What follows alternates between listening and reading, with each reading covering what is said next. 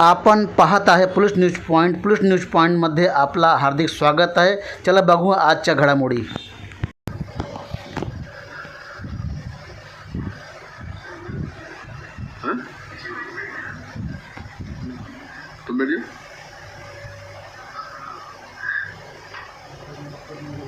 तो मेरे क्या दिक्कत है? हैं? भाई मीडिया डिपार्टमेंट कोई ना होना चाहिए. नहीं सुनो रखो. नो कम रखो. अच्छा भाई, in absence of Mr. Jairam Ramesh, in absence of Mr. Pawan, come sit down. Come sit. Okay. बहुत आपको प्रणाम, नमस्कार. देश में ऑर्गेनिक खेती के बारे में तत्कालीन अटल बिहारी वाजपेयी जी की भारतीय जनता पार्टी की सरकार ने इस पर विशेष प्रयास किया था और उस समय मैं मुख्यमंत्री था मध्य प्रदेश का, और प्रदेश में पहला राज्य था जिसने कि ऑर्गेनिक फार्मिंग पर काम किया था. उस समय जस्टिस लोढ़ा जी की अध्यक्षता में एक कमेटी बनाई गई थी भारत सरकार में, जिन्होंने ऑर्गेनिक फार्मिंग को बढ़ावा देने के लिए पूरे देश में लोगों को प्रोत्साहित करने की योजना बनाई थी. और उन्होंने इस पर जब मध्य प्रदेश आए थे तो उन्होंने इसको काफ़ी अप्रिशिएट किया था कि मध्य प्रदेश पहला राज्य था जिसने कि ऑर्गेनिक फार्मिंग पे इतना काम किया था.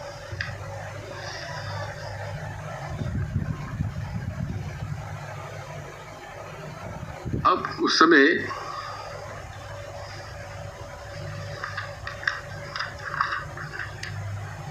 एपिडा का गठन किया गया था. एपिडा का है agricultural and process food products export development authority, और उसी समय उन्होंने national programme for organic products NPOP कार्यक्रम शुरू किया था, जिससे कि किसानों का जो ऑर्गेनिक फार्मिंग कर रहे हैं उनका समूह बनाकर और उनको प्रोत्साहित करने के लिए केंद्र सरकार ने 3 साल तक 50,000 रुपया प्रति हेक्टेयर देने का उन्होंने प्रस्ताव रखा था, जिसे कि लागू किया गया. अब उसके तहत विशेष तौर पर मालवा क्षेत्र हमारा और निमाड़, ये ऑर्गेनिक फार्मिंग का हब बना. और निमाड़ क्षेत्र में जो नर्मदा घाटी का क्षेत्र है उसमें बहुत बड़े पैमाने पर कपास पैदा होता है. अब उसके बारे में जो आपके सामने,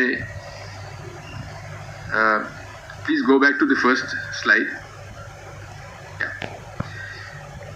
ये अंग्रेजी में है, हिंदी में मैं पढ़कर आपको बता देता हूँ. 2001 में वाणिज्य उद्योग मंत्रालय ने जैविक उत्पादों के निर्यात को प्रमाणित और विनियमन करने के लिए एपिडा द्वारा कार्यान्वित राष्ट्रीय जैविक उत्पादन कार्यक्रम है, जिसका मैंने उल्लेख किया.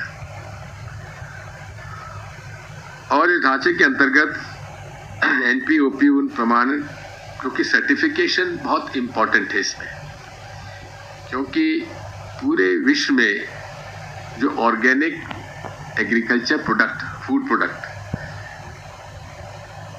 का जो की लोकप्रियता बढ़ी, उसमें सामान्य तौर पर इनऑर्गेनिक एग्रीकल्चर प्रोडक्ट और ऑर्गेनिक एग्रीकल्चर प्रोडक्ट में 2 से 3 गुना इसकी कीमत हो जाती है इंटरनेशनल मार्केट में. और ये पूरी प्रक्रिया जो है इसमें ICS जो है इंटरनल कंट्रोल सिस्टम्स, यानी कि उनको प्रमाणित करने के लिए उन्होंने सर्टिफिकेशन एजेंसीज बनाई और 25 से 500 लोगों का, किसानों का समूह बनाया और ये पूरे देश में इसको लागू किया गया। और इसके अंतर्गत अभी ऐसे 6046 समूह हैं जिन्हें ICS कहते हैं और करीब सर्टिफिकेशन बॉडीज 35 हैं। ये प्रक्रिया ट्रेसनेट नामक ऑनलाइन प्लेटफॉर्म के माध्यम से संचालित होती है, जो जैविक उत्पादन का ट्रैक रखने और सत्यापन करने में मदद करता है। आंतरिक नियंत्रण प्रणाली ICS के सत्यापन के बाद एक ट्रांजैक्शन सर्टिफिकेट जारी किया जाता है, जो उस ICS को जैविक घोषित करता है। तो जो ट्रांजैक्शन सर्टिफिकेट है वही उसको मान्यता देता है। अब